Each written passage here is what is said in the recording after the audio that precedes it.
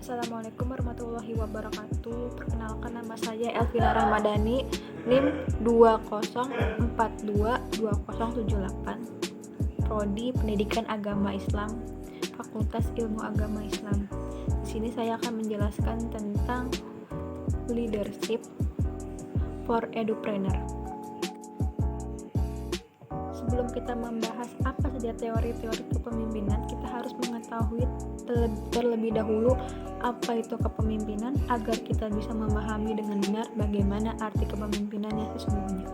Kepemimpinan adalah salah fungsi manajemen untuk mempengaruhi, mengarahkan, memotivasi, dan mengawasi orang lain agar dapat melakukan tugas-tugas yang telah direncanakan sehingga mencapai sasaran tujuan organisasinya. Berikut beberapa teori kepemimpinan yang menjadi dasar dari kepemimpinan itu sendiri. Yang pertama, ada teori orang hebat. Teori orang hebat ini berasumsi bahwa sifat kepemimpinan dan bakat-bakat kepemimpinan ini dibawa dari sejak orang tersebut dilahirkan. Yang kedua, teori sifat kepribadian. Teori sifat kepribadian mempercayai bahwa orang yang dilahirkan atau dilatih dengan kepribadian tertentu akan menjadikan mereka unggul dalam peran kepemimpinan. Ketiga, ada teori perilaku. Teori ini berfokus pada perilaku para pemimpin daripada karakteristik mental, fisik, dan sosial mereka. Keberhasilan seorang pemimpin ditentukan oleh perilakunya dalam melaksanakan fungsi-fungsi kepemimpinan, dan perilaku tersebut dapat dipelajari dan dilatih. Yang keempat, ada teori kontingensi.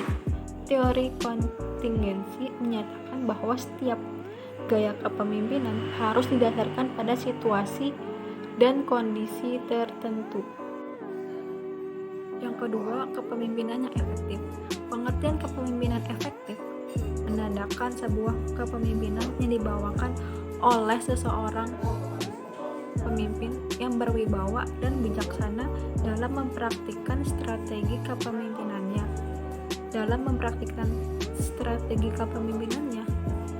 Agar mewujudkan visi misi yang dipegang teguh oleh dirinya dan tim, serta membawa banyak orang ke arah yang lebih baik.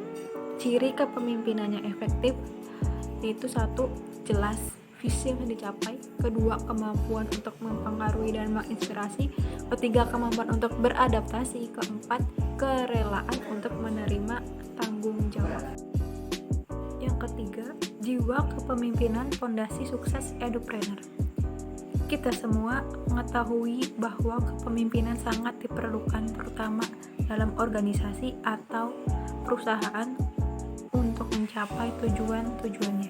Akan tetapi, sebelum seseorang dapat menjadi pemimpin yang baik bagi orang lain, tentu ia perlu memiliki jiwa kepemimpinan dalam dirinya terlebih dahulu.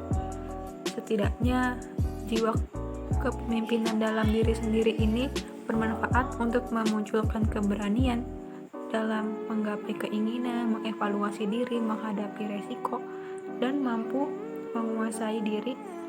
Jiwa kepemimpinan ini terdiri dari kemampuan sosial, kepekaan terhadap situasi sosial, dan mampu berperan sesuai dengan situasi. Kedua, kebijaksanaan, terbuka terhadap sudut pandang orang lain.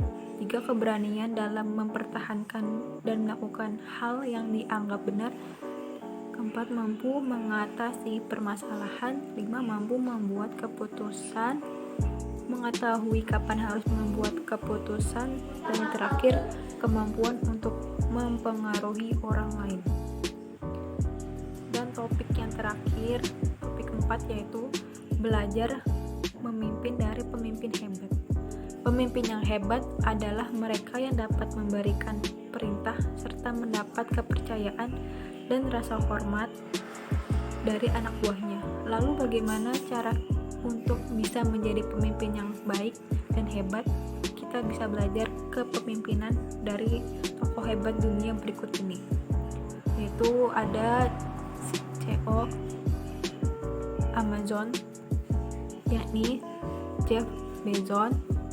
Sebab dari kepemimpinan Jeff, Amazon yang sebelumnya merupakan toko buku online yang hampir bangkrut, disulap menjadi platform retail daring terkemuka dengan kapitalisasi pasar terbesar kedua di dunia. Tidak puas dengan kesuksesan di bidang e-commerce, Jeff kemudian menjalankan beberapa keputusan penting lain yang menjadikan kerajaan bisnisnya semakin bertumbuh. Dari sini kita bisa belajar bahwa kepemimpinan Jeff Bezos begitu berani dalam mengambil keputusan-keputusan penting hingga yang beresiko sekalipun. Sekian dari saya, kurang lebihnya mohon maaf. Wabillahi taufiq wal hidayah. Wassalamualaikum warahmatullahi wabarakatuh.